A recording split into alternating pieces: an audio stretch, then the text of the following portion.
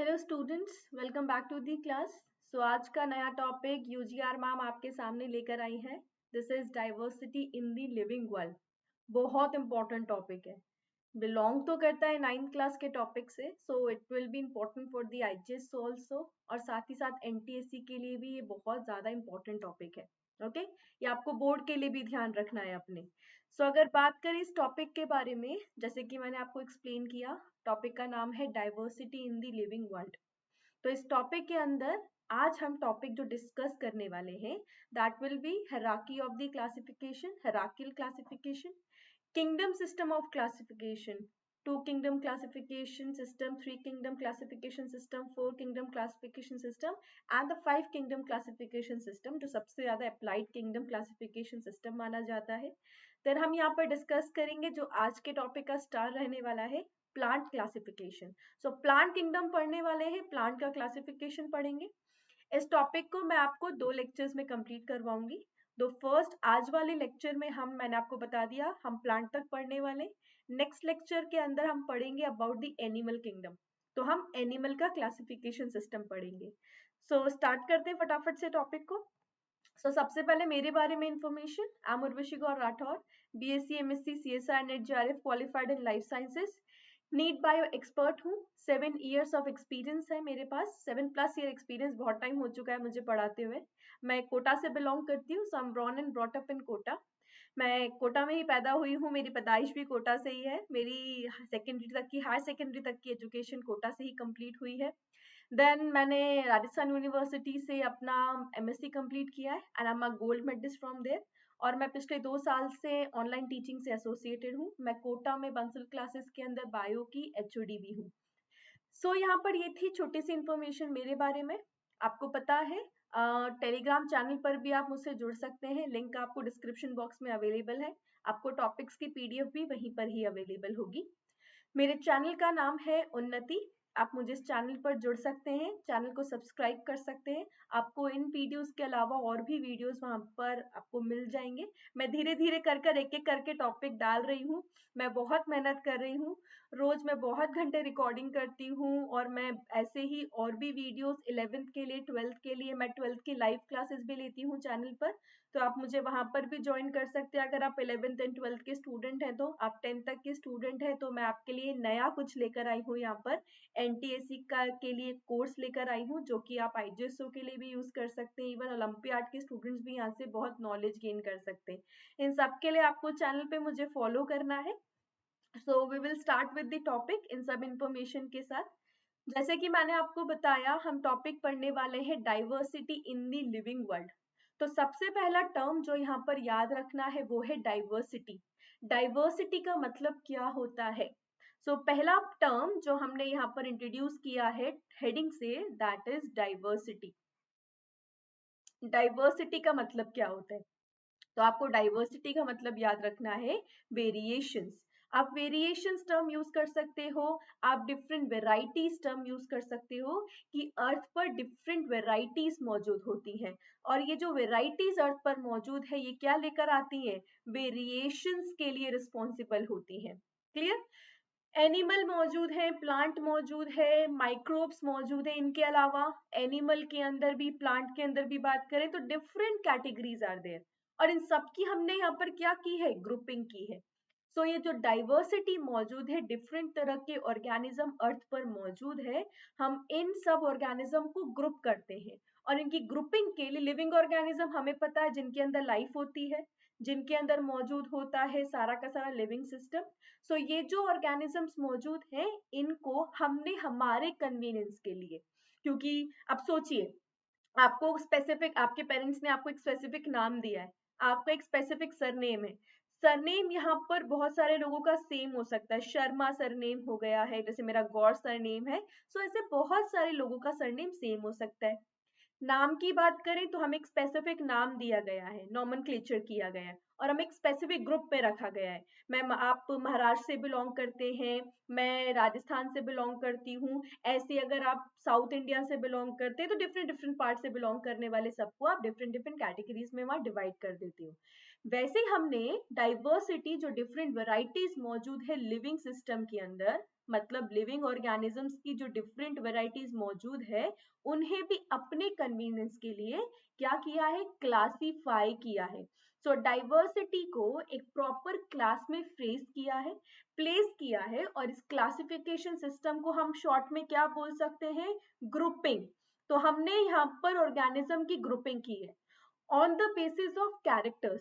अब वो character similar भी हो सकते हैं, वो कैरेक्टर डिसिमिलर भी हो सकते हैं, डिपेंडिंग ऑन दी पैरामीटर जो आप वहां पर डिसाइड करने के लिए यूटिलाइज कर रहे हो। मतलब मैं कहना ये चाहती हूँ, जैसे क्लास के अंदर स्टूडेंट्स है, तो जेंडर के बेस पर क्लासिफाई किया जा सकता है कि कितने गर्ल्स मौजूद हैं, कितने बॉयज मौजूद हैं, इसी के साथ कितने यहाँ पर टॉपर हैं, तो स्टडी के लेवल पर डिसाइड किया जा सकता है। कौन कौन सी सिटी से बिलोंग करते हैं उस बेसिस पर डिसाइड किया जा सकता है। कौन कौन से एरिया से बिलोंग करते हैं उस बेसिस पर डिवाइड किया जा सकता है। तो ग्रुपिंग ऑर्गेनिजम्स की जाती है on the basis of similar characteristics and dissimilar characteristics. तो कैरेक्टरिस्टिक्स दोनों हो सकती है ऑर्गेनिज्म में, सिमिलर भी हो सकती है, डिसिमिलर भी हो सकती हैं। तो वो सारी ऑर्गेनिजम्स जिनकी कैरेक्टरिस्टिक सिमिलर होती है उन्हें एक ग्रुप में रखा जाता है, जिनकी प्रॉपर्टीज डिफरेंट होती है उन्हें अलग अलग ग्रुप में ट्रांसफर कर दिया जाता है। बस हमें इस टॉपिक को पढ़ते वक्त यही ध्यान रखना है कि जिनके कैरेक्टरिस्टिक्स हमें सेम लगे हमने उन्हें सेम ग्रुप में रखा, जिनके कैरेक्टरिस्टिक्स डिसिमिलर रखे उनको अलग अलग ग्रुप में रखा। साइंटिस्ट से ऐसा करते वक्त गलती भी हुई, कहीं जगह पर ऑर्गेनिज्म को गलत ग्रुप में भी प्लेस कर दिया गया, अपनी गलती को सुधार भी लिया गया ग्रुप को चेंज करके। तो हम ये फंजाई के केस में पढ़ेंगे। उसे पहले प्लांट किंगडम्स के अंदर रखा गया था, बट 5 किंगडम क्लासिफिकेशन आते आते गलती को सुधार लिया गया और उसका एक डिफरेंट किंगडम बना दिया गया। कुछ गलतियों को आज तक नहीं सुधारा गया, जैसे एल्गी डाइवर्सिफाइड होती हैं। एल्गी को हम बेसिकली प्लांट किंगडम में पढ़ते हैं, बट प्लांट किंगडम के अंदर कुछ जो एल्गीज के टाइप्स हैं वहां पर हम बात करते हैं कुछ यूनिसेलुलर एल्गीज के बारे में। उन एल्गीज को एक्चुअली रखना चाहिए था प्रोटिस्टा के अंदर और रख दिया है प्लांट किंगडम के अंदर। सो ऐसी बहुत सारी चीजें मौजूद हैं जिनके बारे में हमें यहाँ पर क्या करना है, डिटेल में स्टडी करना है। सो यहाँ जो डेफिनेशन लिखी हुई है मैं आपके लिए पढ़ देती हूँ कि एनीथिंग विच इज ग्रुप्ड, जो मैंने अभी आपको बताया यहाँ पे वही लिखा हुआ है, एनीथिंग जिसे ग्रुप किया जाता है into convenient category based on the observable characteristics, most important। आप किस बेसिस पर ऑर्गेनिज्म को क्लासिफाई कर पाओगे, मैंने कहा similar and dissimilar characteristics, but याद रखने की बात ये भी है कि जो सिमिलर और डिसिमिलर कैरेक्टरिस्टिक्स है वो ऑब्जर्वेबल होने चाहिए, मतलब वो विजिबल होने चाहिए, हमें पता होने चाहिए। वो कैरेक्टर जो हमें पता नहीं होंगे उन बेसिस पर हम ऑर्गेनिज्म को क्लासिफाई कभी नहीं कर पाएंगे। इसी वजह से अर्थ पर अभी भी बहुत सारे लिविंग ऑर्गेनिजम्स हैं जिनको किसी क्लासिफिकेशन ग्रुप में नहीं रखा गया है। ठीक है, मैं फंजाई के केस में बताऊंगी, वहां पर एक क्लास होती है ड्यूटेरोमाइसिटीज की और उन्हें अभी तक कहीं नहीं रखा गया। उनके मेंबर्स वो है जिनका रिप्रोडक्टिव साइकिल नोन नहीं होता, तो अगर रिप्रोडक्टिव साइकिल नोन हो जाएगा तो किसी डिफरेंट ग्रुप ऑफ फंजाई के अंदर उन्हें ट्रांसफर कर दिया जाएगा। सो यहाँ पर इन ऑर्गेनिजम्स को क्या किया जाता है, इंफॉर्मेशन के बेसिस पर, ऑब्जर्वेबल कैरेक्टरिस्टिक्स के बेसिस पर जो हमने इंफॉर्मेशन गैदर की है उस बेसिस पर, सिमिलरिटीज के बेसिस पर इन्हें एक ग्रुप में रखा जाता है और डिसिमिलर कैरेक्टरिस्टिक्स के बेसिस पर इन्हें डिफरेंट ग्रुप्स में ट्रांसफर कर दिया जाता है। तो हमें इस चैप्टर के अंदर क्या पढ़ना है, ऑर्गेनिज्म को हमने अपने कन्वीनियंस के लिए क्लासिफाई किया है, हमने हमने अपने कन्वीनियंस के लिए उनकी नेमिंग की है, सही है। हम किसी को बुलाते हैं तो नेम से बुलाते हैं, है ना। अगर किसी का नाम हमें पता नहीं होता तो हम ऐसे आइडेंटिफाई करते हैं, वो लड़का जिसका कलर जिसका ड्रेस का कलर ब्लू है, वो जिसने ऐसे कपड़े पहने हुए, वो जो लंबा दिख रहा है, तो हम ऐसे कुछ फीचर्स को यूज करते हैं। बट अगर हमें नेम पता हो तो हमें पता है कि हमें विकास को बुलाना है, हमें स्मृति को बुलाना है, तो भी अगर हमें नाम पता है तो हमारे लिए आसानी हो जाती है। तो हम यहाँ पर पढ़ेंगे कि डाइवर्सिटी के अंदर वेराइटीज को, ग्रुप ऑफ लिविंग ऑर्गेनिज्म को क्लासिफाई करने के लिए हमने क्या किया है, हमने उन्हें ग्रुपिंग भी की है और साथ ही साथ हमने उनको नॉमेनक्लेचर भी किया है, मतलब उनको नेमिंग भी दिया है। तो नेमिंग किसने दी है हम वो भी डिटेल स्टडी करेंगे यहाँ पर, तो आगे बढ़ते हैं। सबसे पहला क्वेश्चन जो यहाँ पर उठकर सामने आता है कि what is the need of classification. Classification की जरूरत क्या है, कि ऑर्गेनिज्म को क्लासिफाई किया जा रहा है तो क्यों किया जा रहा है। तो हम इस टॉपिक में क्या स्टडी करने वाले हैं कि जो ऑर्गेनिजम्स हैं उन्हें क्लासिफाई क्यों किया जाता है, what is the need of classifying the organism. तो किसी भी ऑर्गेनिज्म को क्लासिफाई करने की क्या नीड होती है। हमें पता है लिविंग ऑर्गेनिज्म अर्थ पर इवॉल्व हुए हैं, उन्हें लगा है मिलियंस ऑफ ईयर्स। तो millions of years living organism have evolved on earth over million of years. धीरे धीरे जो लिविंग ऑर्गेनिजम्स हैं उनके अंदर भी इवोल्यूशन का मतलब इवॉल्व हुए हैं, मतलब उनमें भी चेंजेस आए, उन्हें खुद को डेवलप किया है, अपने आप को ज्यादा सर्वाइवल के लिए, अर्थ पर सर्वाइवल के लिए फिट बनाया है। वही पॉइंट पढ़ते वक्त हमें पता है कि इवॉल्व करने की वजह से, अपने अंदर चेंजेस लाने की वजह से, ज्यादा बेटर तरह से अडेप्ट करने की वजह से ज्यादा डिफरेंट लिविंग वैरायटीज का अर्थ पर फॉर्मेशन पॉसिबल हो पाया है। So vast varieties of living organism are formed on earth। और लिविंग ऑर्गेनिजम्स इसी वजह से डिफरेंट वेराइटीज यहाँ पर शो करते हैं। ऑर्गेनिज्म बिल्कुल माइक्रोस्कोपिक भी हो सकता है, जिन्हें हम माइक्रोब्स कहते हैं। स्मॉलेस्ट लिविंग ऑर्गेनिजम्स भी होते हैं, लार्जेस्ट लिविंग ऑर्गेनिजम्स भी होते हैं, स्मॉलेस्ट सेल भी होता है, लार्जेस्ट सेल भी होता है। So there is a difference between the category and characterization. जैसे माइक्रो ऑर्गेनिजम्स की बात करें तो कुछ माइक्रो ऑर्गेनिजम्स, मतलब जैसे हम माइक्रोस्कोपिक बैक्टीरिया की बात करें, वो फ्यू माइक्रोमीटर का होगा। हम उसकी साइज को किस में नापेंगे, किस में कैलकुलेट करेंगे, माइक्रोमीटर में। जबकि बात की जाए वेल की, बात की जाए रेडवुड ट्री की, सैंडलवुड ट्रीज की बात की जाए, रेडवुड ट्रीज की बात की जाए, उनका हाइट बहुत ज्यादा होता है, 30 मीटर्स से 100 मीटर्स तक उनकी साइज जाती है।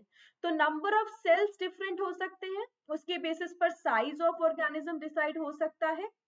वैसे ही पाइन ट्री की बात की जाए, पाइन ट्री लाइफ के बेसिस पर ही बात की जा सकती है। Pine tree thousands of year के लिए जिंदा रहता है। बैनियन ट्री की बात करो तो बैनियन ट्री भी थाउजेंड्स ऑफ ईयर्स के लिए अर्थ पर अवेलेबल होता है।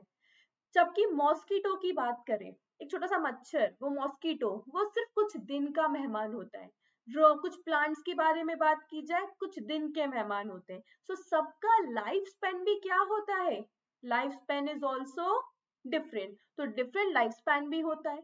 ऑर्गेनिजम्स को कलर के बेसिस पर भी डिफ्रेंशिएट किया जा सकता है। कुछ कलरलेस होते हैं, इवन ट्रांसपेरेंट इन नेचर, और कुछ ब्राइट कलर के होते हैं। जैसे फ्लावर्स की बात की जाए, पेटल्स की मौजूदगी की वजह से बहुत बढ़िया कलर के मौजूद होते हैं। इन सबको अंडरस्टैंड करने के लिए, उनके कैरेक्टर्स को स्टडी करने के लिए, अब हम एक एक ऑर्गेनिज्म के कैरेक्टर्स को स्टडी करेंगे तो बड़ा दिक्कत हो जाएगा। Millions of organisms are found on the earth. तो हमने क्या किया, उन्हें ग्रुप में क्लासिफाई कर दिया। हमने बोला प्लांट वो है जो कैसे हैं, जो नेचर में उनके पास क्लोरोफिल मौजूद है, उनके पास क्लोरोप्लास्ट मौजूद है, जो फोटोसिंथेसिस कर पाते हैं, जो ऑटोट्रॉपिक हो सकते हैं, कीमोट्रॉपिक हो सकते हैं। एनिमल्स वो हैं जो लोकोमोटेट कर सकते हैं। माइक्रोब्स वो हैं जो माइक्रोस्कोप के नीचे नजर आते हैं, स्मॉल स्मॉल ऑर्गेनिजम्स मौजूद होते हैं।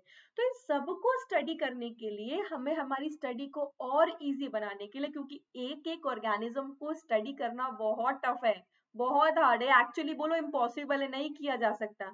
तो इनको डिफरेंट ग्रुप्स में अरेंज कर कर, on the basis of the similarities, हमने क्या किया है, डिफरेंट ग्रुप में स्टडी कर कर इनको, इनकी स्टडी को थोड़ा सा आसान बनाने की कोशिश की है। वो उतना आसान भी नहीं होता, बस थोड़ा सा आसान बनाने की कोशिश की है। यही से शुरू की जाए क्लासिफिकेशन ऑफ ऑर्गेनिज्म। तो अभी हमने बात की थी what is classification of organism, arrangement of the organism into different groups on the basis of the similar characteristics। इसी को ही क्लासिफिकेशन ऑफ ऑर्गेनिजम्स कहा जाता है। अगर बात करें what is the basis of classification, आप किसी भी ऑर्गेनिज्म को किस बेसिस पर क्लासिफाई करते हो। जैसे अभी मैंने आपको एग्जांपल दिया था, जो फोटोसिंथेटिक है नेचर में उन्हें हमने प्लांट में रखा है, जो फोटोसिंथेटिक नहीं होते उन्हें हमने एनिमल्स में रखा, हेटरोट्रॉपिक एंड ऑटोट्रॉपिक कैटेगरी दी है। ऐसे डिफरेंट कैरेक्टरिस्टिक्स की बात की जाए, एक सेल मौजूद है तो यूनिसेलुलर, उससे ज्यादा सेल मौजूद है तो मल्टीसेलुलर। अगर वो नेचर में उसका सेल का जो न्यूक्लियस है वो वेल डिफाइंड नहीं है तो प्रोकैरियोट, अगर वेल डिफाइंड है तो यूकैरियोट। इसी बेसिस पर ऑर्गेनिज्म को क्या किया गया है, क्लासिफाई किया गया है। सो डिफरेंट कैरेक्टरिस्टिक्स को यूज किया जाता है ऑर्गेनिज्म को क्लासिफाई करने के लिए। जैसे प्रोकैरियोटिक सेल हो सकते हैं, यूकैरियोटिक सेल हो सकते हैं, प्रिमिटिव सेल्स बैक्टीरिया प्रोकैरियोट जो वेल डिफाइंड नहीं है, यूकैरियोट जो वेल डिफाइंड है। सेल के बेसिस पर सेल सिंगल मौजूद है तो यूनिसेलुलर, ज्यादा सेल ने ग्रुपिंग कर ली है, टिश्यू का फॉर्मेशन हो सकता है, ऑर्गन का फॉर्मेशन हो सकता है, ऑर्गन सिस्टम का फॉर्मेशन देखा जा सकता है, तो इनको इस बेसिस पर ग्रुप किया गया है। अपना फूड खुद से बना सकते हैं by the process of photosynthesis तो ऑटोट्रॉफिक, अगर नहीं बना सकते तो हेटरोट्रॉफिक। सही बात है। डिफरेंट लेवल ऑफ ऑर्गेनाइजेशन, अभी मैंने बोला सेल मौजूद है, टिश्यू मौजूद है, ऑर्गन मौजूद है, ऑर्गन सिस्टम मौजूद है, इस बेसिस पर किया गया। लेवल ऑफ ऑर्गेनाइजेशन हम सबसे बढ़िया तरह से एनिमल में स्टडी कर पाते हैं। वो एनिमल जिनके अंदर सेल मौजूद है, हम पॉरीफेरा से शुरू करेंगे। मैं आपको नेक्स्ट क्लास के अंदर एनिमल किंगडम पढ़ाने वाली हूँ, एनिमल का क्लासिफिकेशन पढ़ाने वाली हूँ, you need to wait for that session.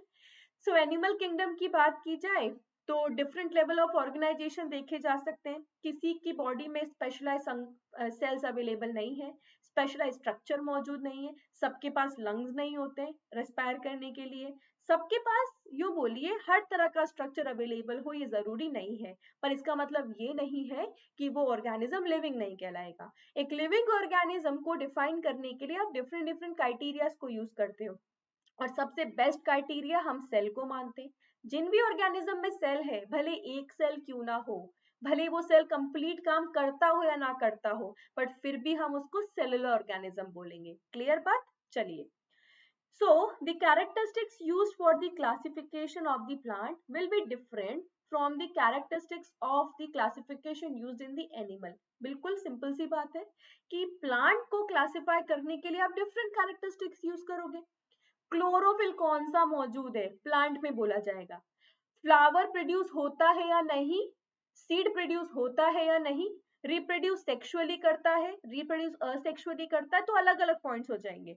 Animal के केस के अंदर मोटाइल है कि नहीं, मूवमेंट कर पाता है नहीं कर पाता है, कौन कौन सी सेलुलर एक्टिविटी या यूं बोल सकते हो लाइफ फिजियोलॉजिकल एक्टिविटी कर पाता है, तो सबका बेसिस यहाँ पर क्या रहने वाला है, अलग अलग रहने वाला है। ऐसा आप नहीं कर सकते हो कि प्लांट और एनिमल को एक ही तरह से क्लासिफाई कर लो।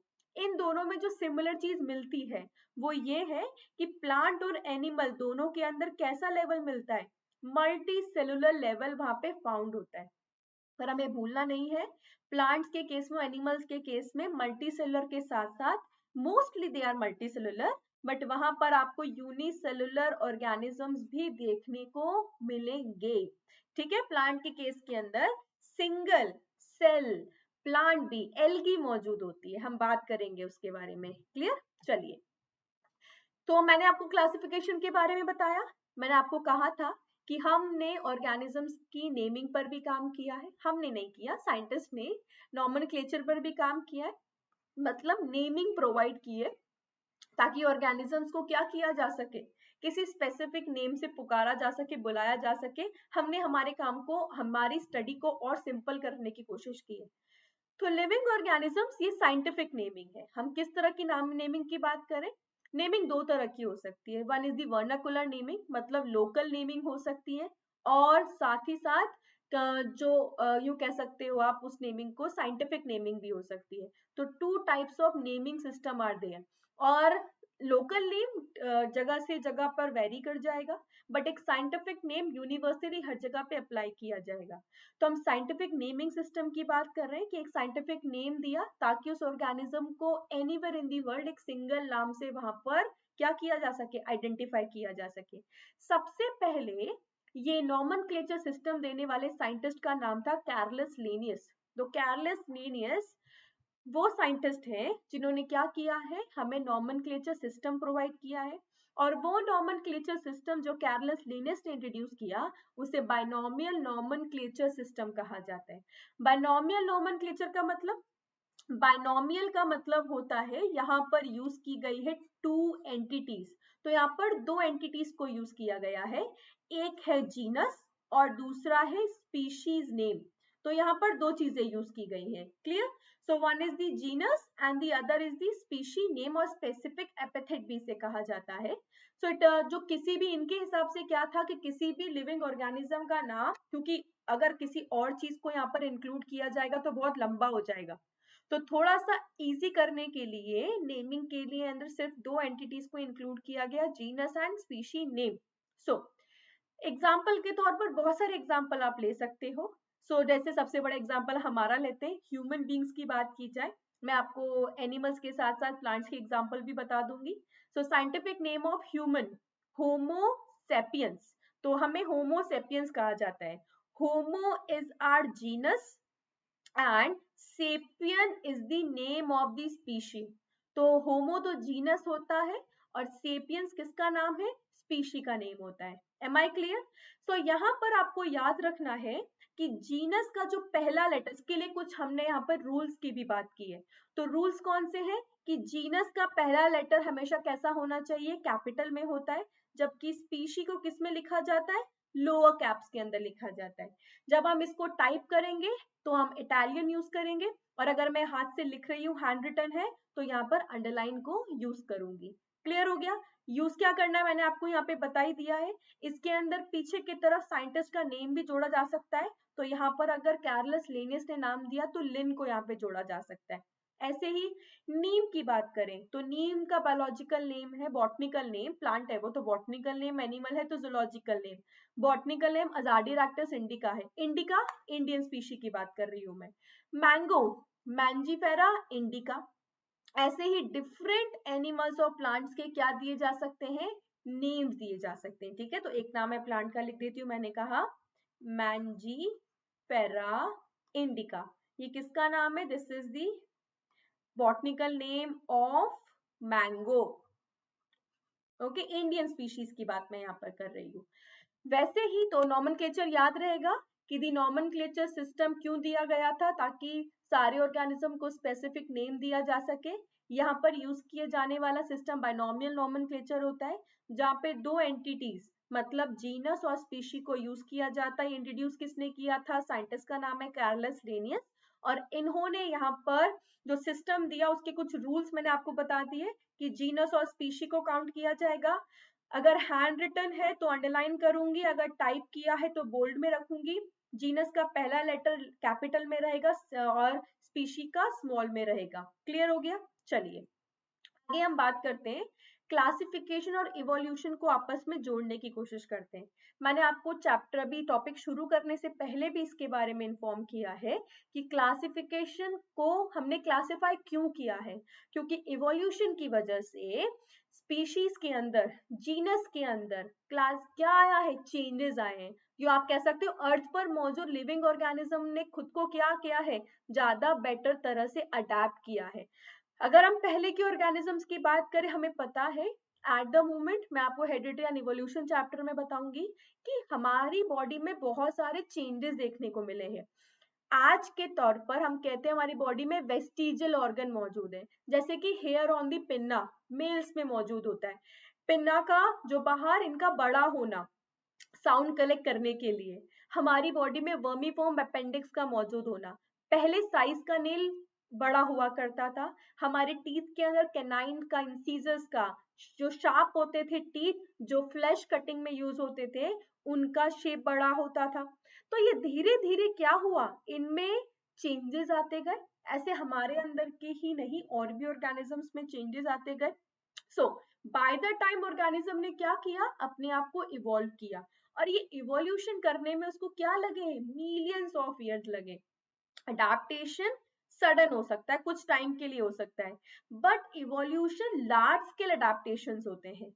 और body design of a living organism gradually change करती है, हमें पता है इन्वायरमेंट की वजह से, और वेल अडेप्ट करते हैं ऑर्गेनिज्म टू द इन्वायरमेंट। जो अपने आप को अडेप्ट नहीं कर पाते वो अर्थ पर एग्जिस्ट नहीं कर पाएंगे। तो हम पढ़ते ना, एक्सटेंट स्पीशीज हो गई हैं, इंडेंजर्ड स्पीशीज है, वनरेबल स्पीशी है, तो उनको कहीं ना कहीं पर उनका अर्थ पर सर्वाइवल क्या है, थोड़ा कॉम्प्लिकेटेड हो गया है, श्योरिटी नहीं है, कभी भी खत्म हो सकते हैं, एक्सटेंट हो सकते हैं।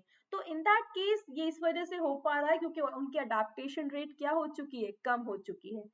some group of organism have an ancient body design, have not much changed, but हमने चेंजेस किया है। जब हम प्रोकैरियोटिक और यूकैरियोटिक ऑर्गेनिज्म की बात करते हैं तो हम ये मान के चलते हैं कि अर्थ पर सबसे पहले सर्वाइवल किसका था?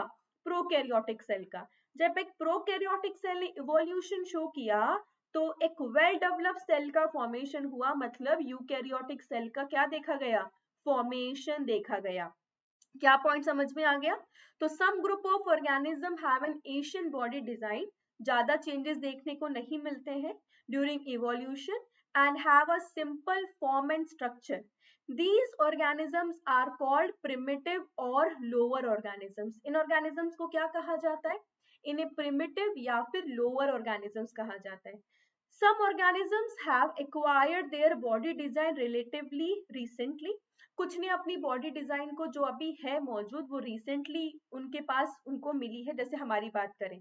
और कुछ ऑर्गेनिज्म का स्ट्रक्चर बहुत पुराना है। जितना ऑर्गेनिज्म अपने अंदर चेंजेस लेके आता है उतना ही वो क्या होता जाता है? एडवांस होता जाता है, हायर ऑर्गेनिज्म होता जाता है। इसी वजह से जब हम हमारी बात करते हैं तो ह्यूमंस को क्या माना जाता है? हाईएस्ट लेवल पर रखा जाता है। क्यों? क्योंकि हमारे अंदर हमारी बॉडी में अच्छे खासे इवोल्यूशन होने की वजह से हम बहुत एडवांस हो चुके हैं। क्लियर बात हो गई?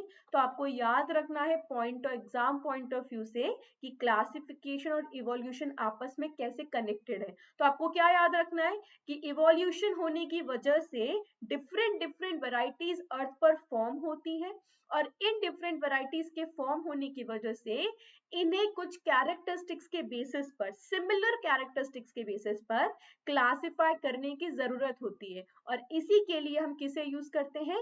क्लासिफिकेशन सिस्टम को यूज करते हैं। ओके, तो हम यहाँ पर बात करते हैं हायरार्कियल क्लासिफिकेशन सिस्टम की। हायरार्की मतलब grouping of an organism on the basis of similar and dissimilar characteristics. Living organisms को ब्रॉडली क्लासिफाई किया जा सकता है 5 किंगडम के अंदर। ये अभी की बात है कि अब हम ऑर्गेनिजम्स को 5 किंगडम के अंदर पढ़ते हैं, that is Monera, protista, fungi, plantae and Animalia. अभी मैं आपको पढ़ाने वाली हूँ classification system, kingdom classification system, जहां पर हम बात करेंगे कि ये 5 किंगडम क्लासिफिकेशन एक्चुअली आया कैसे और क्यों आया। यहीं पर ही किंगडम क्लासिफिकेशन करते हुए आप लोगों को याद रखना है डिफरेंट सब ग्रुपिंग की जाती है। सो हम इसे शुरू कहां से करेंगे पढ़ना? तो अर्थ पर हम बात करते हैं एक ऑर्गेनिज्म को जब मैं क्लासिफाई करूंगी तो I have an organism.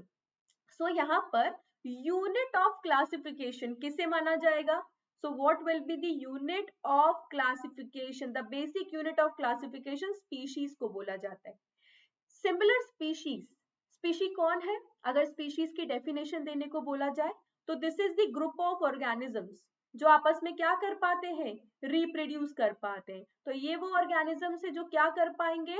They can reproduce among themselves. एक सिमिलर ग्रुप ऑफ स्पीशीज मिलकर किसका फॉर्मेशन करती है? जीनस का फॉर्मेशन। जीनस आपस में जुड़कर, सिमिलर जीनस आपस में जुड़ के फैमिली बनाएंगे, फैमिली से बनेगा ऑर्डर, ऑर्डर से क्लास, क्लास से फाइलम। प्लांट्स के केस में यहाँ पे उल्टा लिखा हुआ है। प्लांट हम यहाँ पे बात करें तो प्लांट्स के केस में हम टर्म यूज करते हैं, for the animals term use करते हैं फाइलम, और प्लांट्स के केस के लिए हम टर्म यूज करते हैं डिवीजन। क्लियर हुआ? क्योंकि प्लांट्स के केस में डिसिमिलर कैरेक्टरिस्टिक्स के बेसिस पर हमने उनको डिवाइड किया है, और एनिमल्स के केस में सिमिलर कैरेक्टरिस्टिक्स के बेसिस पर एक साथ ग्रुपिंग की है। और इन फाइलम और डिवीजन को मिलाकर क्या फॉर्म होता है? किंगडम का यहाँ पे फॉर्मेशन किया जाता है। क्लियर हो गई बात आप लोगों को? इसको याद रखने के लिए आप याद रख सकते हो ट्रिक KPC ऑफ GS। ठीक है, अब इसका मतलब है जैसे KFC होता है ना, तो KPC ऑफ घनश्याम शर्मा, इसे आप याद रख सकते हो। कैसे पढ़ोगे? S for species, G for genus, F for family, O for order, C for class, P for phylum and K for kingdom, KPC of GS। ठीक है, सो यहाँ पर हमें याद रखना है इस अरेंजमेंट को क्या कहा जाता है? हायरार्कियल अरेंजमेंट कहा जाता है। सिमिलर कैरेक्टरिस्टिक्स के बेसिस पर हम ऑर्गेनिजम्स की ग्रुपिंग करते हैं। स्मॉलर ग्रुप्स के फॉर्मेशन पर ज्यादा ध्यान देते हैं, स्मॉल स्मॉल ग्रुप को फॉर्म करके एक बड़ा किंगडम बनाने की वहां पे कोशिश की जाती है। इसी वजह से यूनिट ऑफ क्लासिफिकेशन किसे बोला जाता है? स्पीशीज को। स्पीशीज क्या होते हैं? So they are the group of organisms जो सिमिलर इनफ टू ब्रीड, मतलब सिंपल मैंने आपको बता दिया, ये वो ऑर्गेनिजम्स होते हैं स्पीशीज में, उन ऑर्गेनिजम्स को एक साथ, हम सेपियन स्पीशीज से बिलोंग करते हैं, तो हम वो हैं। तो ह्यूमन बींग्स आपस में क्या कर सकते हैं, रिप्रोड्यूस कर सकते हैं। सेक्सुअल मोड ऑफ रिप्रोडक्शन यहाँ पर क्या किया जाता है, ऑब्जर्व किया जाता है। वो ऑर्गेनिज्म जो आपस में रिप्रोड्यूस कर पाए उन्हें क्या कहते हैं, they belong from a single species और they belong from a same species. इसे हम क्या कहते हैं, हायरार्किकल क्लासिफिकेशन। हमने स्मॉल स्मॉल ग्रुप को फॉर्म करके एक लार्ज किंगडम का वहां पे क्या किया है, फॉर्मेशन किया है। तो इसी से हम शुरू करेंगे हमारा next topic, that is what is biological classification, कि ये बायोलॉजिकल क्लासिफिकेशन क्या होता है। तो हम यहाँ पर किसकी बात कर रहे हैं, बायोलॉजिकल क्लासिफिकेशन मतलब we are talking about the classification of living organisms. और लिविंग ऑर्गेनिज्म को क्लासिफाई करने के लिए हम यहाँ पर क्या कहते हैं, what is biological classification, is this systematic. Systematic मतलब एक तरीके से, कुछ पॉइंट्स को यहाँ पर, कुछ पैरामीटर्स को यूटिलाइज कर कर हमने जब ऑर्गेनिजम्स की ग्रुपिंग की है, इसे बायोलॉजिकल क्लासिफिकेशन और बायोसिस्टमैटिक्स कहा जाता है। वेरी इंपॉर्टेंट, क्या कहा जाता है, बायोसिस्टमैटिक्स, जो डील करती है तीन चीजों के साथ। अभी मैं आपको बहुत कुछ इसके बारे में बता चुकी हूँ। सबसे पहला पॉइंट आइडेंटिफिकेशन, दूसरा नॉमेनक्लेचर और तीसरा क्लासिफिकेशन। तो इसको मैंने इसीलिए पीछे पढ़ाया ताकि हमको सब कुछ अब रिवाइज करना है। तो किसी भी ऑर्गेनिज्म को, लिविंग ऑर्गेनिज्म को क्लासिफाई करने के लिए तीन पैरामीटर्स को यूज, हमने यहाँ पे तीन एंटिटीज यूज किए, दे डील्स विद थ्री स्ट्रक्चर्स। पहला, किसी भी ऑर्गेनिज्म को आइडेंटिफाई करना है on the basis of the visible characteristics. वो चल पा रहा है, इसका मतलब वो एनिमल है। अब वो कौन सा एनिमल है, किस कैटेगरी में रखा जाएगा, तो हम उसको क्या करेंगे, क्लासिफाई करेंगे और उस ऑर्गेनिज्म को एक नेम प्रोवाइड करेंगे, मतलब उसको नॉमेनक्लेचर करेंगे on the basis of what, very important, similarities and differences.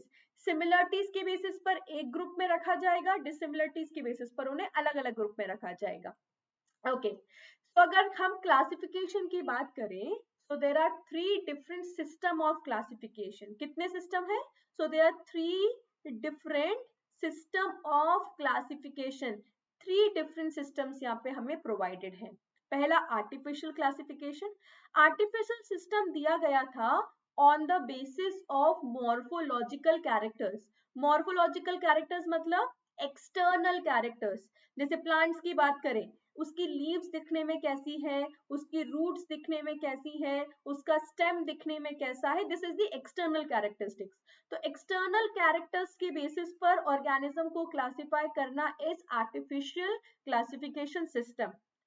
Both morphological और एनाटॉमिकल, मतलब इंटरनल और एक्सटर्नल कैरेक्टरिस्टिक्स, तो एंड एनाटॉमिकल कैरेक्टरिस्टिक्स, मतलब हम बात कर रहे हैं एक्सटर्नल कैरेक्टरिस्टिक्स की और साथ साथ बात कर रहे हैं इंटरनल कैरेक्टरिस्टिक। इंटरनल कैरेक्टरिस्टिक का मतलब बच्चे, हम बात कर रहे हैं सेल के स्ट्रक्चर के बारे में, टिश्यू लेवल के बारे में, ऑर्गन लेवल के बारे में, जो भी उस ऑर्गेनिज्म के अंदर मौजूद हो। अगर इंटरनल कैरेक्टरिस्टिक्स को भी काउंट किया जाए तो वो classification system natural system of classification कहलाता है। और अगर ऑर्गेनिजम्स के बीच में रिलेशन के बेसिस पर क्लासिफिकेशन दिया जाए, उसे फाइलोजेनेटिक सिस्टम ऑफ क्लासिफिकेशन कहा जाता है। डोंट वरी, हम एक एक करके इन सबको यहाँ पर डिटेल में स्टडी करेंगे। तो सबसे पहले बात करते हैं यहाँ पर आर्टिफिशियल सिस्टम के बारे में, कि what is the artificial system of classification. ये जो सिस्टम ऑफ क्लासिफिकेशन है, ये किस पर डिपेंड करेगा, रिकॉग्नाइजेबल कैरेक्टर्स के बेसिस पर। रिकॉग्नाइजेबल का मतलब क्या हो गया, we are talking about the external characters, बाहर जो कैरेक्टर्स आइडेंटिफाई किए जा सकते हो। तो आप on the basis of identical class characters के बेसिस पर भी बात कर सकते हो, जिन कैरेक्टर्स को यहाँ पर आइडेंटिफाई इजीली किया जा सकता हो। ओके, किसने दिया था, किसने यूज किया था, तो पहले साइंटिस्ट है यहाँ पे थियोफास्टस, जिन्हें कहा जाता है फादर ऑफ बॉटनी। क्या कहा जाता है इन्हें, इन्हें फादर ऑफ बॉटनी कहा जाता है। और इन साइंटिस्ट ने क्या किया था, on the basis of height, किसके बेसिस पर, हाइट के बेसिस पर प्लांट्स को क्लासिफाई किया था चार ग्रुप्स में। हर्ब्स, अंडर शर्ब्स यूं बोलते हैं, शर्ब्स, यूं बोलो, undershrubs, shrubs, herbs and trees, height के बेसिस पर। तो कैसे कैसे बोला इनको? तो सबसे पहले हम बात करेंगे अंडरशर्ब्स, अंडरशर्ब्स के बाद shrubs, then we have herb, सबसे छोटे हो जाते हैं यहाँ पे, then we have the trees. तो ये 4 ग्रुप ऑफ क्लासिफिकेशन यहाँ पर इन्होंने किए थे कि प्लांट्स को हाइट के बेसिस पर यहाँ पे 4 क्लासेस के अंदर डिवाइड किया जा सकता है। दूसरे साइंटिस्ट जिनका नाम है एरिस्टोटल, जिन्हें फादर ऑफ बायोलॉजी, पहला बात तो ये, इन्हें फादर ऑफ बायोलॉजी कहा जाता है, और यही वो साइंटिस्ट है जिन्हें फादर ऑफ जूलॉजी भी कहा जाता है। इन्होंने क्लासिफिकेशन किया था एनिमल्स का on the basis of blood. किसके बेसिस पर? ब्लड के बेसिस पर। जिनके पास, एनिमल्स के पास रेड ब्लड मौजूद है उन्हें इनेमा कहा जाता है, और जिनके पास रेड ब्लड मौजूद नहीं है उन्हें एनीमा कहा जाता है। ए से याद रखना, एब्सेंट ऑफ ब्लड।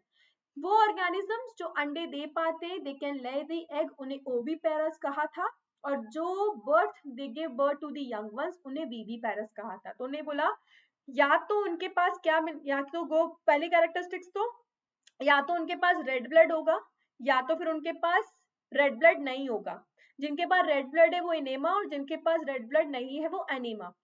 जो अंडे देते हैं which lay the eggs known as oviparous, और जो which give birth to the young ones are known as the viviparous organisms। तो याद रहेगा, आर्टिफिशियल क्लासिफिकेशन के अंदर तो इसे उल्टा पूछ लिया जाता है कि थियोफेस्टस का क्लासिफिकेशन, एरिस्टोटल का क्लासिफिकेशन कैसा क्लासिफिकेशन था। तो हम वहां पे आंसर क्या देंगे? That was the artificial classification system. आगे, नेचुरल क्लासिफिकेशन सिस्टम, और इस नेचुरल क्लासिफिकेशन सिस्टम की बात करें तो यहाँ पर natural similar characteristics, vegetative characteristics और फ्लोरल कैरेक्टरिस्टिक्स, मतलब यहाँ पर असेक्सुअल, जो असेक्सुअल स्ट्रक्चर्स है उनकी बेसिस पर भी क्लासिफाई किया जाता है। फ्लोरल कैरेक्टरिस्टिक्स मतलब इंटरनल कैरेक्टरिस्टिक्स, आप यूं बोलो रिप्रोडक्टिव कैरेक्टरिस्टिक्स के बेसिस पर भी ऑर्गेनिज्म को क्या किया जा सकता है? क्लासिफाई। इसके लिए एग्जाम्पल याद रखना है, बेंथम एंड हुकर, साइंटिस्ट का नाम है बेंथम एंड हुकर, जिन्होंने प्लांट्स को 2 कैटेगरी में यहाँ पर क्लासिफाई किया था। हम इनके बारे में डिटेल पढ़ेंगे।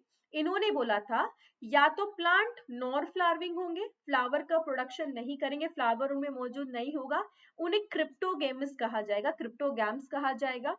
और जिनके अंदर फ्लावर होगा, जहां पे सीड का फॉर्मेशन होगा, उन्हें फेनिरोगेम्स कहेंगे। अब यूं की भी कह सकते हैं, क्रिप्ट का मतलब होता है इनक्रिप्टेड। इनके सेक्सुअल स्ट्रक्चर छुपे हुए होंगे, कोई स्ट्रक्चर बाहर की तरफ विजिबल नहीं होगा, उन्हें क्रिप्टोगेम्स कहेंगे। एल्गी को बोलो, अभी और भी हम बात करेंगे मॉसिस के बारे में, वो सब कुछ बिलोंग करते हैं क्रिप्टोगेम से।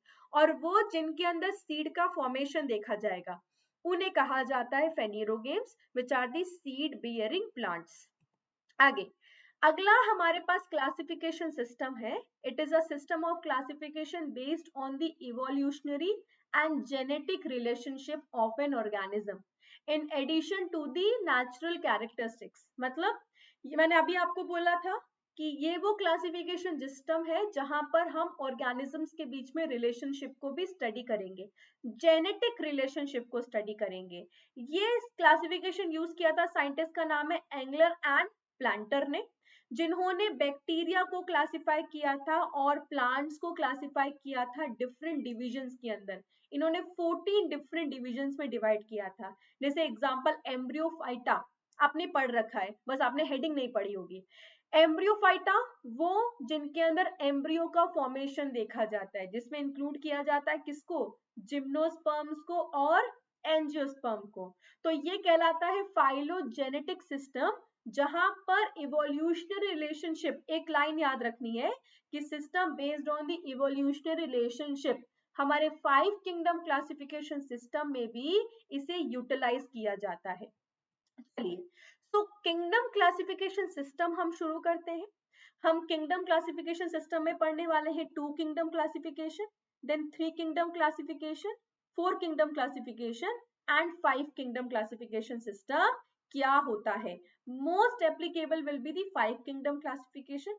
तो सबसे पहला kingdom classification is 2 kingdom classification given by the scientist Carolus Linnaeus. ये वही साइंटिस्ट है जिन्होंने क्या दिया है, जिन्होंने बायनोमियल नॉमेनक्लेचर भी हम लोगों को प्रोवाइड किया है। क्लियर हो गई बात? चलिए, सो बाइनोमियल नॉमेनक्लेचर भी इन्होंने प्रोवाइड किया है। इन्होंने क्या किया था, सारे अर्थ पर मौजूद ऑर्गेनिजम्स को दो किंगडम में क्लासिफाई किया था।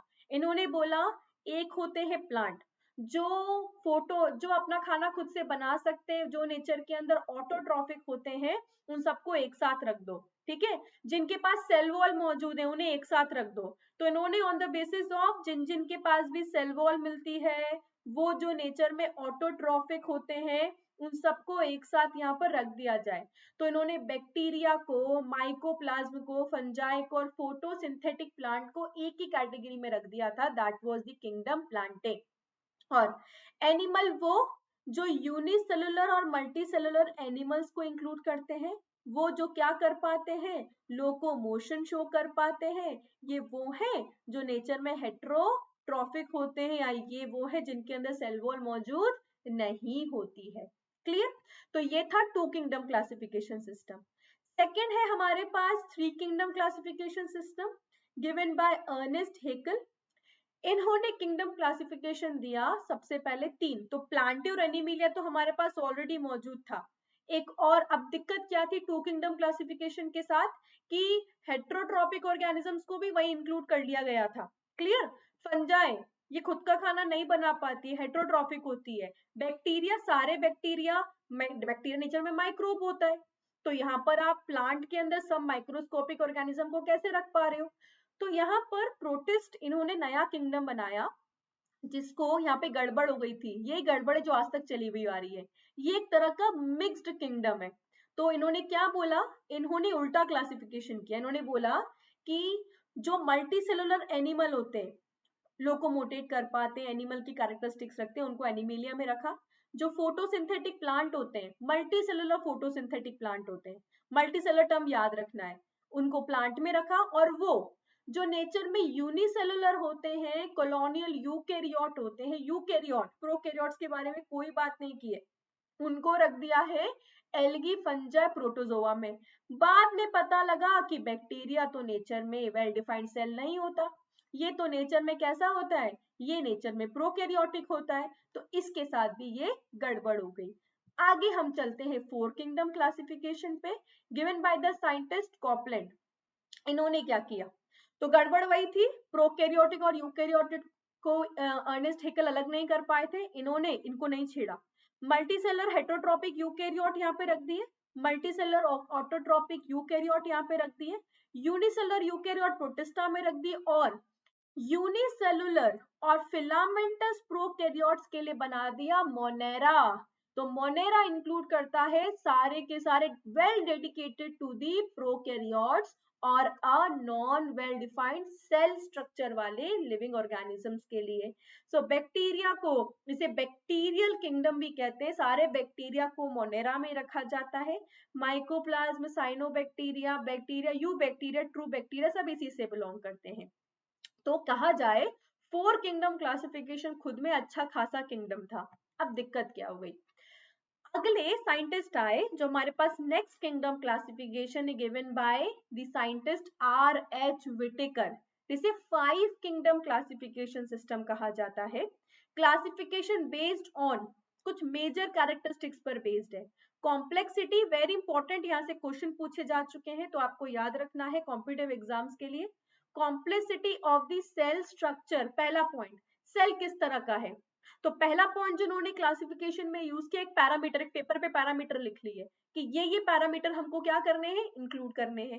पहला, complexity of the cell structure, prokaryotic cell है या फिर यूकैरियोटिक सेल है, मतलब सेल वेल डिफाइंड है या फिर वेल डिफाइंड नहीं है। दूसरा, सिंगल सेल मौजूद है या बहुत सारे सेल मौजूद है, तो बोला ऑर्गेनिज्म या तो यूनिसेलर होंगे या मल्टीसेलर होंगे। तीसरा, very important, mode of nutrition के बेसिस पर ऑटोट्रॉफिक एंड हेट्रोट्रॉफिक ऑर्गेनिज्म। चौथा, मेजर इकोलॉजिकल रोल, मतलब प्रोड्यूसर है, कंज्यूमर है या डीकंपोजर है। और मैंने जैसे कि आपको बताया था, फाइलोजेनेटिक रिलेशनशिप को भी यहाँ पर इंक्लूड किया गया, मतलब आपस में ऑर्गेनिजम्स की रिलेशनशिप, एक से दूसरा वहां पे क्या होता गया, सिंपल से कॉम्प्लेक्स की तरफ यहाँ पर क्लासिफिकेशन सिस्टम बढ़ता गया। इसे कहते हैं 5 kingdom classification. The most appropriate classification system, इसे अभी तक के लिए अप्रोप्रिएट क्लासिफिकेशन सिस्टम इसे अभी तक के लिए माना जाता है। Cell structure, complexity, mode of nutrition, ecological role and phylogenetic relationship. Clear? Okay, तो इसी के लिए पहली चीज जो यहाँ पे मुझे आपको समझानी है, दैट इज पहला पॉइंट कि सेल का कॉम्प्लेक्सिटी कैसा है। मैं पहले भी सेल डिवीजन, आपको सेल बायोलॉजी पढ़ाई है, मैंने अभी आपको टॉपिक वहां पे एक्सप्लेन किया है। मैं एक बार और आपको वापस बता देती हूँ, रिकॉल करवा देती हूँ। प्रोकैरियोटिक सेल कौन से होते हैं? जिनके पास वेल डिफाइंड सेल नहीं मिलता, इनके पास वेल डिफाइंड न्यूक्लियस नहीं मिलता। इनके न्यूक्लियस को न्यूक्लियोइड कहा जाता है, इंसिपिएंट न्यूक्लियस कहा जाता है या फिर न्यूक्लियोफोर कहा जाता है। जबकि यू बैक्टीरिया में ट्रू न्यूक्लियस मौजूद होता है, जहां पर एक वेल डिफाइंड न्यूक्लियस मेम्ब्रेन भी मिलती है, और साथ साथ यहाँ पर वेल डिफाइंड स्ट्रक्चर, मतलब बाकी का जो स्ट्रक्चर मौजूद है, हम न्यूक्लियोलस के बारे में बात कर सकते हैं, न्यूक्लियोलस भी यहाँ पर अवेलेबल होता है। So a well defined structure is found. Okay, इनके पास न्यूक्लियोइड मौजूद होता है जिसके पास सिर्फ डीएनए है। यहाँ पर नेकेड डीएनए कहते हैं इसे। कैसा डीएनए कहते हैं? नेकेड डीएनए कहते हैं, जिसके पास हिस्टोन प्रोटीन नहीं होता। यहाँ पर क्रोमैटिन में डीएनए भी है और हिस्टोन भी है। Histone is the type of a basic protein, ये प्रोटीन होती है। इनके पास एक्स्ट्रा क्रोमोसोमल डीएनए प्लाज्मिड होता है, यहाँ पर प्लाज्मिड मौजूद नहीं होता। यहाँ पर सेल ऑर्गेनल्स एब्सेंट होते हैं एक्सेप्ट द 70s राइबोसोम। यहाँ पर सारे cell membrane bound cell organelle मौजूद होते हैं, माइटोकॉन्ड्रिया, क्लोरोप्लास्ट, सेंट्रियोल, जो भी स्ट्रक्चर्स मौजूद है। Example, bacteria, nostoc, mycoplasma belongs from the prokaryote category. यहाँ पर 70s टाइप का और 80s टाइप का दोनों राइबोसोम मिलते हैं। साइटोप्लाज्मिक राइबोसोम 80s होता है, जबकि माइटोकॉन्ड्रिया, क्लोरोप्लास्ट में मिलने वाला 70s होता है। ये हायर प्लांट्स एंड एनिमल्स इनके एग्जाम्पल्स बोले जाते हैं। तो 5 किंगडम क्लासिफिकेशन सिस्टम की बात करें, जैसे मैंने आपको भी बताया, प्रोकैरियोट्स के अंदर किन्हें काउंट किया जाएगा? सो वन आर द पहले सेलुलर ऑर्गेनाइजेशन के बेसिस पर। तो ऑर्गेनाइजेशन के बेसिस पर यहाँ पर सेल प्रोकैरियोटिक या यूकैरियोटिक। देन ऑर्गेनिज्म यूनिसेलुलर और मल्टीसेलुलर। प्रोटिस्ट को रखा जाएगा किसमें? यूनिसेलुलर यूकैरियोट्स, इनमें सेल वॉल होती है। सेल वॉल या तो सिंथेसिस, फोटोसिंथेसिस परफॉर्म नहीं कर पाते हैं, या तो फिर फोटोसिंथेसिस परफॉर्म कर पाते हैं। मल्टीसेलुलर के अंदर रखा जाता है यहाँ पे विदाउट सेल वॉल, तो एक सेल वॉल वाले। क्लियर हो गया? तो प्रोटिस्ट के साथ साथ हम यहाँ पे प्लांट्स को भी काउंट करेंगे, तो प्लांट को भी यहाँ पे रखा जाएगा, और सेल वॉल वाले। तो यूनिसेलुलर के अंदर यहाँ पे प्रोटिस्ट को लिख सकते हो विथ दी सेल वॉल मौजूद, और यहाँ पर डू नॉट परफॉर्म। अब ये अगर फोटोसिंथेसिस परफॉर्म नहीं करते तो फंजाई, और अगर फोटोसिंथेसिस परफॉर्म करते हैं तो प्लांटे। तो monera, protista, fungi, plantae and animalia, different characteristics के बेसिस पर रखे गए। यहाँ पर यू बैक्टीरिया और आर्की बैक्टीरिया को भी क्लासिफाई किया जाता है according to the 3 domain system. और ये जो 3 डोमेन सिस्टम था वो देने वाले साइंटिस्ट का नाम था कार्ल वोइस। तो कार्ल वोइस साइंटिस्ट ने क्या किया? कार्ल वोइस साइंटिस्ट ने बोला कि बैक्टीरिया को अगेन क्लासिफाई किया जा सकता है Archie bacteria and you bacteria. Archie bacteria unicellular और प्रोकैरियोट होते हैं, जो मेन बैक्टीरिया है, और आर्की बैक्टीरिया यहाँ पे वो है जो यूनिसेलुलर प्रोकैरियोट है, पर इनकी सेल वॉल नॉन पेप्टिडोग्लाइकेन की होगी, मतलब वो पेप्टिडोग्लाइकेन मौजूद इसमें नहीं होगा। जबकि यूकैरियोट्स जो यू बैक्टीरिया है, उनकी सेल वॉल किसकी बनी हुई होगी? पेप्टिडोग्लाइकेन की बनी हुई। इन आर्की बैक्टीरिया को ओल्डेस्ट फॉसिल्स बोला जाता है, ओल्डेस्ट लिविंग फॉसिल्स बोला जाता है। जैसे कि एग्जांपल ले सकते हो मिथेनोजन का, मिथेन प्रोड्यूसिंग बैक्टीरिया, गोबर गैस वाला, एसिडोफाइल बैक्टीरिया, ये एक्सट्रीम कंडीशंस में मिलते हैं। कैसी कंडीशंस में फाउंड होते हैं? एक्सट्रीम कंडीशन में। एक इंपॉर्टेंट पॉइंट आपको 5 किंगडम क्लासिफिकेशन के बारे में रखना याद है कि जो साइंटिस्ट थे कोपलैंड, उन्होंने 4 किंगडम दे दिए थे, Monera, protista, Plantae and Animalia. तो जो अलग 5 किंगडम में है वो है फंजाई, और फंजाई को प्लांट से सेपरेट किया गया on the basis of mode of nutrition, क्योंकि प्लांट्स तो नेचर में होते हैं कैसे, ऑटोट्रॉफिक, जबकि फंजाई नेचर में हेटेरोट्रॉफिक होती है, सेप्रोफाइटिक मोड ऑफ न्यूट्रिशन होता है, इस वजह से फंजाई को वहां से क्या कर दिया गया, सेपरेट। तो ये क्लासिफिकेशन सिस्टम का, 5 किंगडम क्लासिफिकेशन सिस्टम का एक मेजर स्टेप था, इसको यहाँ पे याद रखना है। आगे चलते हैं, तो एक एक करके हम सारे क्लासिफिकेशन के बारे में यहाँ पर स्टडी करते हैं, देन हम बात करेंगे प्लांट किंगडम क्लासिफिकेशन के बारे में। तो सबसे पहले मोनेरा। मोनेरा क्या है, तो मोनेरा वाला जो किंगडम है, kingdom monera is dedicated to bacteria. किन के लिए डेडिकेटेड है ये, बैक्टीरिया के लिए डेडिकेटेड है। मोनेरा प्रोकैरियोट्स होते हैं, ये यूनिसेलुलर होते हैं, वेल डिफाइंड, इनके अंदर न्यूक्लियस नहीं मिलता है, सेल वॉल हो भी सकती है, सेल वॉल नहीं भी हो सकती, जैसे माइकोप्लाज्मा नेकेड बैक्टीरिया होता है, इसके पास सेल वॉल, ये स्मॉलेस्ट बैक्टीरिया भी है, इसके पास सेल वॉल मौजूद नहीं होती है। और मोड ऑफ न्यूट्रिशन ऑटोट्रॉफिक और हेटेरोट्रॉफिक दोनों हो सकता है। बैक्टीरिया नेचर में ऑटोट्रॉफिक भी हो सकते हैं, जैसे कि blue green algae. Cyanobacteria nature में ऑटोट्रॉफिक होता है, जबकि नाइट्रोजन फिक्सिंग बैक्टीरिया की बात कर लो तो वो हेटेरोट्रॉफिक बैक्टीरिया होता है। Example, bacteria, blue green algae, cyanobacteria and mycoplasma किससे बिलोंग करते हैं, मोनेरा से बिलोंग करते हैं। माइक्रोस्कोपिक ऑर्गेनिज्म में याद रखना है, बैक्टीरिया हमारे लिए गुड भी, अच्छा भी होता है, जैसे लैक्टोबैसिलस की बात करें, मिल्क से कर्ड बनाने के काम आता है, और it can be harmful for also, बहुत सारे डिजीज कॉज करता है, जैसे टाइफाइड की बात करें, salmonella typhi, cholera, vibrio cholera cause करता है। So they can be both useful as well as harmful for us. इनकी मेजर कैटेगरीज के बारे में बात की जाए मोनेरा की, तो मोनेरा की मेजर कैटेगरीज कौन सी है, one is the Archie bacteria, जिनके बारे में मैंने आपको बताया, ये ओल्डेस्ट लिविंग फॉसिल है, एक्सट्रीम हैबिटेट में मिलते हैं।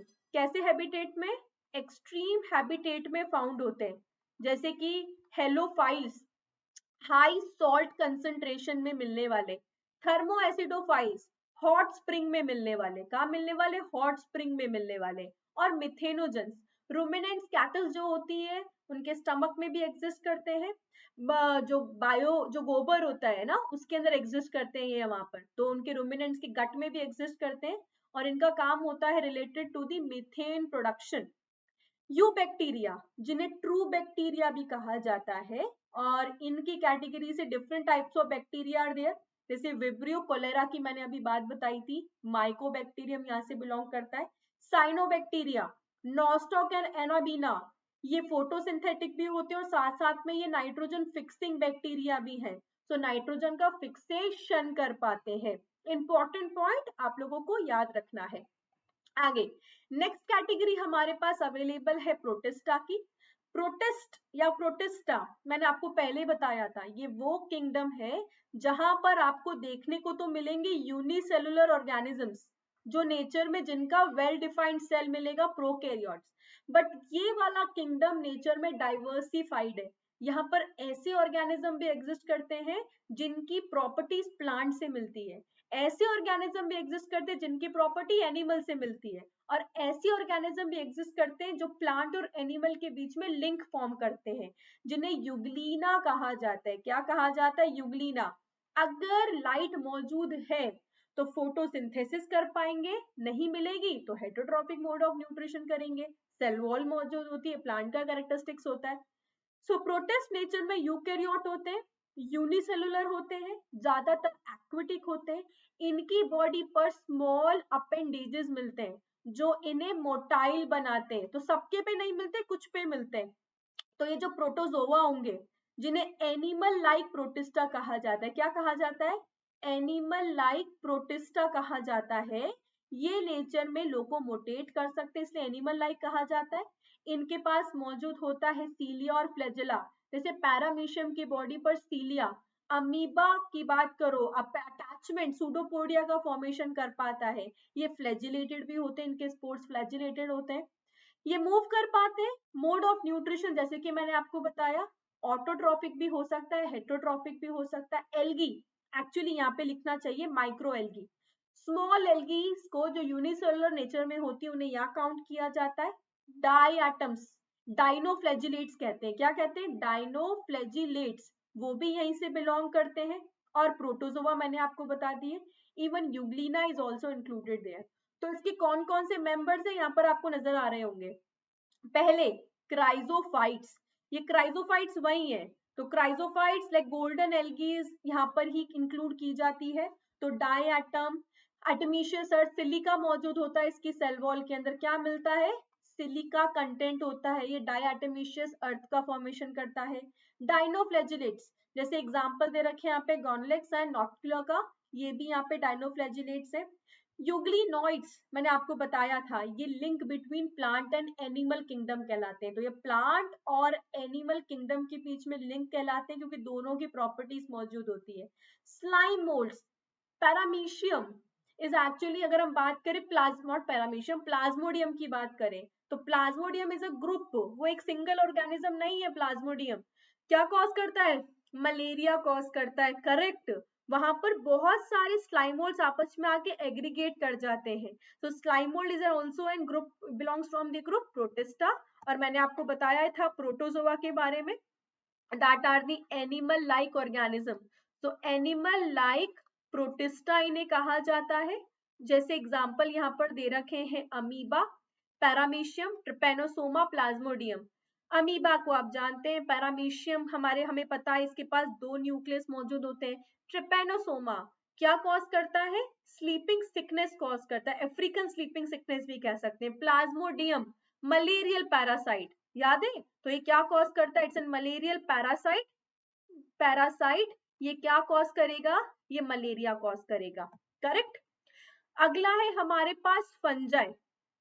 अगर फंजाई की नेक्स्ट कैटेगरी हमारे पास क्या आएगी? Kingdom fungi. फंजाई नेचर में कैसा होता है?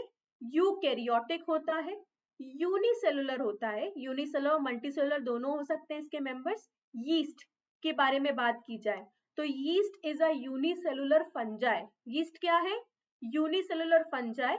ये यूकैरियोट होते हैं, मतलब इनके पास वेल डिफाइंड सेल मिलता है। They do not have chlorophyll, इनके पास क्लोरोफिल मौजूद नहीं होता है, तो दे don't have chlorophyll. Okay, very important, chlorophyll ना होने की वजह से ही ये ऑटोट्रॉफ नहीं होते हैं, फोटोसिंथेसिस नहीं कर पाते हैं। इसी वजह से आर.एच. विटेकर ने अपने 5 किंगडम क्लासिफिकेशन में इनके ग्रुप को सेपरेट कर दिया, इन्हें रिमूव कर दिया।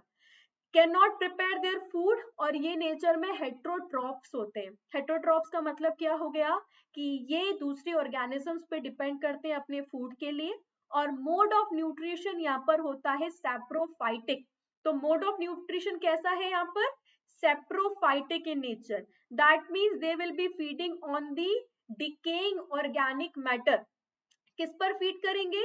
दे uses the decaying organic matter as a food, so they are known as the saprophytes. क्या कहा जाता है इन्हें? Saprophytes, dead and decay material पर फीड करने वाले। ये कहीं बार सिम्बायोटिक एसोसिएशन में भी पाए जा सकते हैं on the basis of the requirement. तो उन सिम्बायोटिक एसोसिएशंस को कहा जाता है lichens. Lichen is a symbiotic association. Symbiotic का मतलब म्यूचुअल रिलेशनशिप, जहां पर दोनों ऑर्गेनिज्म साथ में तब आते जब उन्हें एक दूसरे से बेनिफिट हो रहा हो। तो ये सिम्बायोटिक एसोसिएशन है एल्गी का और फंजाई का। तो एल्गी तो यहाँ पर फूड बनाती है और फंजाई क्या करती है? यहाँ पर वेरी इंपॉर्टेंट, एल्गी यहाँ पर फूड बनाती है और फंजाई यहाँ पर क्या करती है? वाटर, रॉ मटेरियल, वाटर और मिनरल के एब्जॉर्प्शन में हेल्प करती है, प्रोटेक्शन प्रोवाइड करती है। फंजाई की बात करें तो यीस्ट, एस्परजिलस, मैंने आपको बताया yeast is a unicellular fungi, याद रखना, इट्स एन यूनिसेलुलर फंजाई। इसे bakers and beverage seed, saccharomyces cerevisiae, yeast को वाइडली यूज किया जाता है फर्मेंटेशन के प्रोसेस के लिए। किसके लिए? फर्मेंटेशन प्रोसेसेस के लिए यूज किया जाता है। पेनिसिलियम, जिससे एंटीबायोटिक्स बनाई जाती है, पेनिसिलिन यहीं से बना था, अलेक्जेंडर फ्लेमिंग्स ने बनाया था। एगारिकस, मशरूम, जो कि एडिबल टाइप ऑफ क्या है? इट्स एन एडिबल फूड, यहाँ पे एडिबल फंजाई है। लाइकन, सिम्बायोटिक एसोसिएशन मैंने आपको बता दिया, ये रहे। Agaricus, agaricus bisporus, button mushroom को कहते हैं। Lichen, aspergillus, aspergillus niger, citric acid formation में यूज किया जाता है। And penicillium, penicillin, penicillium notatum, penicillium chrysogenum, ये स्ट्रेन्स है फंजाई की जिन्हें पेनिसिलिन दैट इज एंटीबायोटिक्स बनाने में यूज किया जाता है। ओके इसकी डिफरेंट क्लासेस की बात करें, सो पहला क्लास है यहाँ पर लोअर फंजाई का। कौन सी फंजाई? Lower fungi. और लोअर फंजाई के अंदर काउंट की जाती है दो, इन्हें फाइकोमाइस्टिटीज कहा जाता है, तो lower type of fungi. Example आपको याद रखने हैं mucor and rhizopus. So mucor and rhizopus are the type of lower fungi. Then we have ascomycetes जिन्हें सैक फंजाई कहा जाता है, इसी में काउंट किया जाता है पेनिसिलियम एंड यीस्ट को। We have basidiomycetes known as the club fungi, इनमें काउंट किया जाता है एगैरिकस और पक्सीनिया को। Then we have deuteromycetes, example इन्हें फंगस इम्परफेक्टी कहा जाता है, मैंने आपको स्टार्टिंग में बताया था। ये वो फंजाई है जिनके अंदर सेक्सुअल रिप्रोडक्शन नोन नहीं होता और इनका रिप्रोड्यूसिंग साइकिल नोन ना होने की वजह से इन्हें फंजाई इम्परफेक्टी या इम्परफेक्ट कहा जाता है।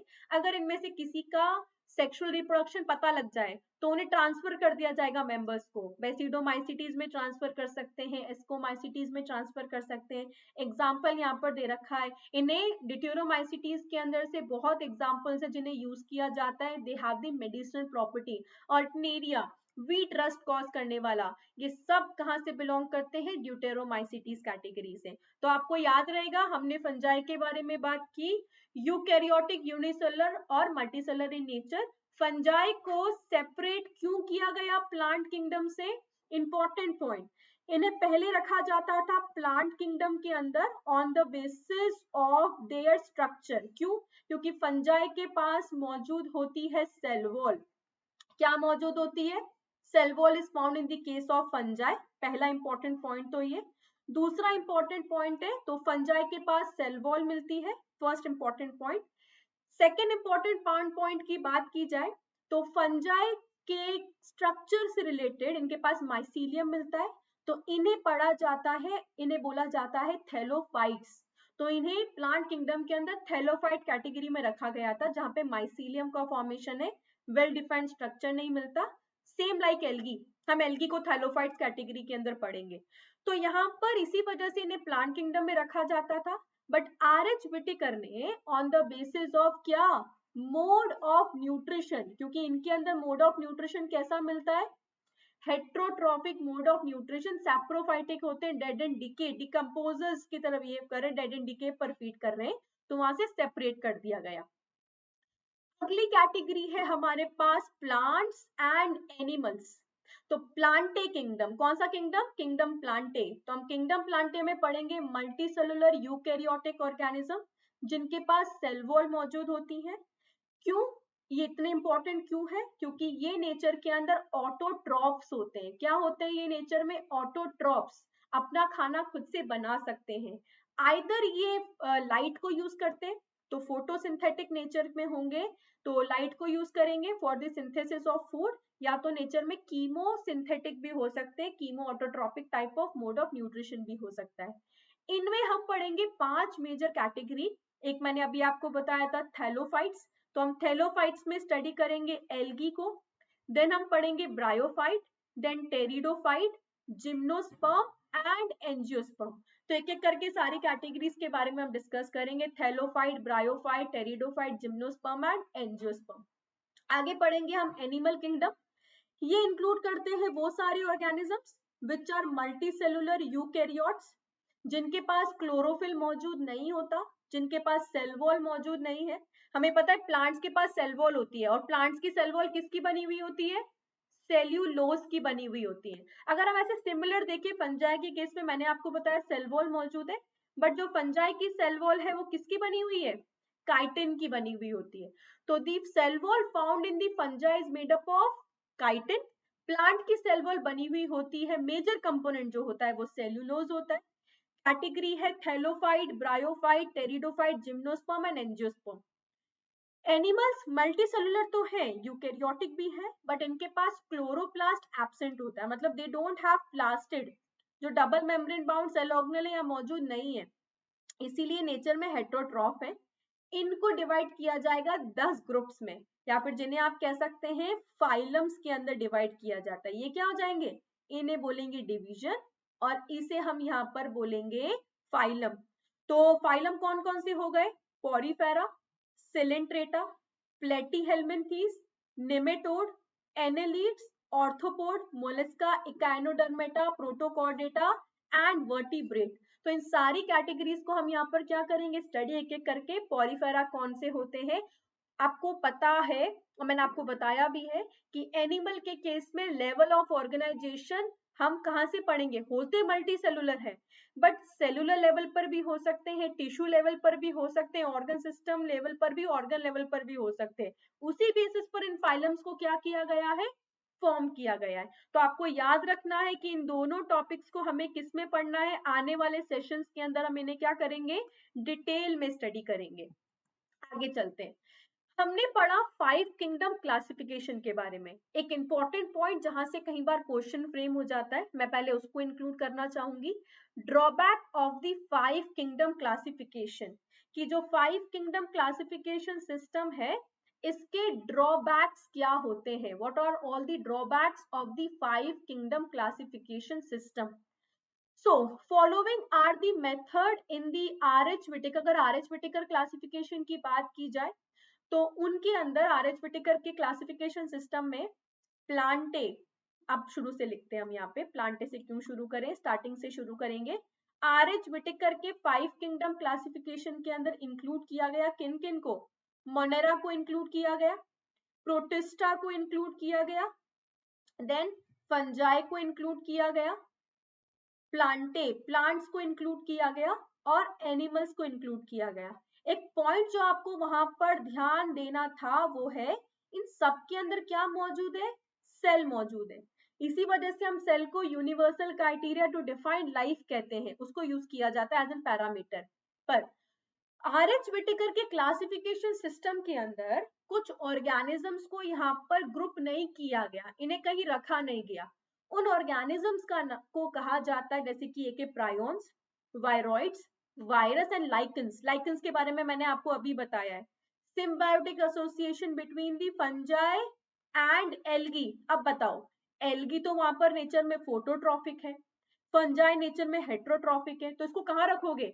फंजाई में रखोगे या फिर प्लांट्स में रखोगे? ये डाउट रहता है। तो इन सब के बारे में बात की जाए तो इनमें से ये तीनों, प्रायोन, वायरॉइड एंड वायरसेस, ये वो है जिनके अंदर सेल मौजूद नहीं होता, जिनके अंदर सेलुलर लेवल ऑफ ऑर्गेनाइजेशन नहीं मिलता। तो इन्हें क्या कहेंगे? हम इन्हें हम असेलुलर कहेंगे। The cell is not found in them. Okay, एक एक करके इनके बारे में हम स्टडी करते हैं। वायरसेस की बात करें, हमें अभी पता है कोविड का टाइम चल रहा है, सो यहाँ पर that is that corona virus की हम यहाँ पे बात करते हैं। सो वायरसेस क्यों यहाँ पर इतने डिफिकल्ट है टू स्टडी?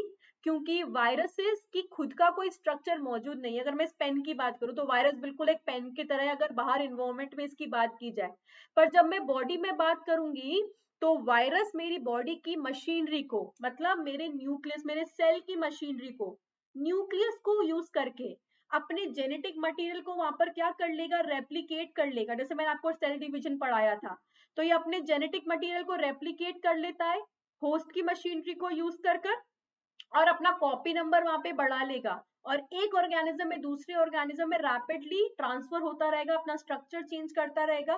तो जब इनके पास सेल ही मौजूद नहीं है तो इनके लिए ट्रीटमेंट यहाँ पे लेना भी मुश्किल है, क्योंकि एंटीबायोटिक्स इन पर काम नहीं करेंगी। एंटीबायोटिक्स सेल वॉल को टारगेट करती है, जब इनके पास सेल ही नहीं है तो सेल वॉल कहाँ से होगी? तो इन्हें क्या कहा जाता है? They are the intracellular. What is intracellular? Within the cell exist करते हैं। They are the intracellular infectious poisonous nucleoprotein. What is nucleoprotein? The protein which is found in the DNA, nucleic acid and protein. जिनके पास DNA मौजूद है, RNA मौजूद है, तो इनके पास क्या मौजूद होता है? They consist of two main things. इनके पास न्यूक्लिक एसिड मौजूद होता है और साथ ही साथ इनके पास मौजूद होता है प्रोटीन का कोट, न्यूक्लियोप्रोटीन मौजूद होती है। क्लियर हो गया? So nucleus plus nucleic acid plus protein is there. और इनका जो जेनेटिक मटेरियल हो सकता है वो डीएनए हो सकता है, आरएनए हो सकता है, मतलब deoxy ribo nucleic acid, ribo nucleic acid, कुछ भी मौजूद हो सकता है। हमारी बॉडी में DNA is the genetic material. ये ऑब्लिगेट पैरासाइट होते हैं। What are obligate parasite?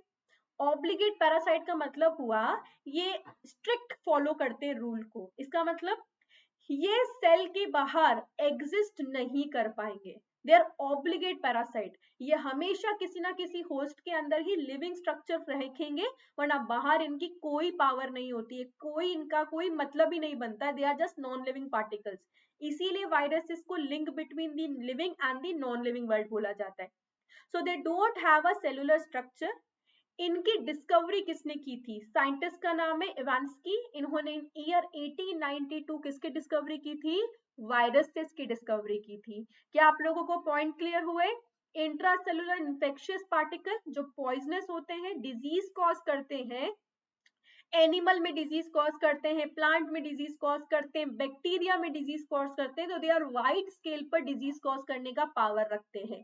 Okay, कुछ examples, TMV tobacco mosaic virus, जो टोबैको प्लांट के अंदर डिजीज कॉज करता है, इसके अंदर आरएनए जेनेटिक मटेरियल होता है। एचआईवी ह्यूमन इम्यूनो वायरस क्या कॉज करता है?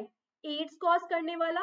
टी4 बैक्टीरियोफेज बैक्टीरिया के अंदर डिजीज कॉज करने वाला, तो बैक्टीरिया में कॉज करने वाला बैक्टीरियोफेज, प्लांट्स में कॉज करने वाला वायरस डिफरेंट और एनिमल्स में डिजीज कॉज करने वाला वायरस डिफरेंट। तो tobacco mosaic virus, banana bunch top, rabies, brain fever, AIDS, ये सब डिजीज कॉज करने वाले जो पार्टिकल्स हैं उन्हें हम क्या कहेंगे? जो प्रोटीनिशियस कोट रखते हैं, न्यूक्लिक एसिड रखते हैं, उन्हें क्या कहा जाएगा?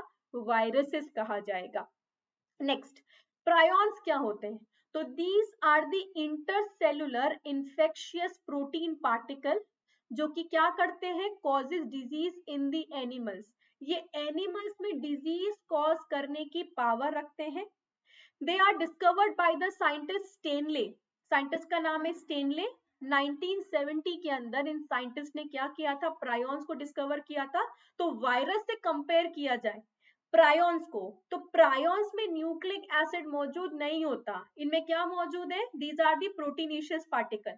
तो वायरस को बोलोगे nucleic acid plus protein, prions protein particle होते हैं। अभी हम वायरॉइड्स की बात करेंगे, वहां पे सिर्फ न्यूक्लिक एसिड मौजूद होती है। साइंटिस्ट के नाम याद रखना। ये इन्फेक्शियस प्रोटीनिशियस पार्टिकल होते हैं जो एनिमल में डिजीज कॉज करते हैं। कुछ डिजीजेस के बारे में दे रखा है। शीप के अंदर डिजीज कॉज होता है, उनके बाल झड़ना शुरू हो जाते हैं, स्कैर्पी।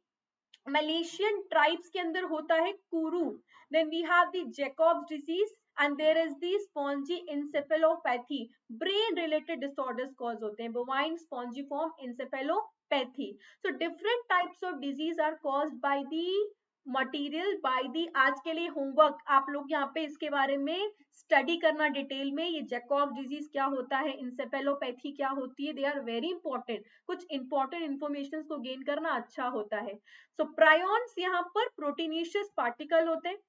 वायरॉइड्स की बात करें, so viroids are the intracellular infectious particle, मैंने अभी आपको बताया था infectious particle जिनके अंदर मौजूद होता है RNA is the genetic material, और RNA भी कौन सा?